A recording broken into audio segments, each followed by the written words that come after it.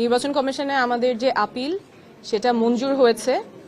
ঢাকা ৯-এ স্বতন্ত্র প্রার্থী হিসেবে আমি যে মনোনয়নপত্র দিয়েছিলাম আমার প্রার্থিতা বৈধ ঘোষণা করা হয়েছে। গত এক সপ্তাহে আসলে খুব একটা অন্যরকম অভিজ্ঞতার মধ্যে দিয়ে গিয়েছি। দেশে বিদেশে সবাই অনেক শুভকামনা জানিয়েছেন, অনেক দোয়া করেছেন। যখন রাস্তায় মানুষের সাথে কথা বলছিলাম অনেকেই হতাশা প্রকাশ করেছেন, কষ্ট পেয়েছেন, বলছেন দোয়া করছেন। তাদের সকলকে ধন্যবাদ। সকলের জনসমর্থনেই ইনশাল্লাহ আগামী নির্বাচনে আমি প্রার্থী হিসেবে লড়াই করতে পারবো। সেজন্য সবাইকে ধন্যবাদ। এখানে আমার আইনজীবী টিম আছে, তাদেরকে ধন্যবাদ। এবং দেশে বিদেশে যে যেখান থেকে শুভকামনা জানিয়েছেন, দোয়া জানিয়েছেন, সকলকে অনেক ধন্যবাদ।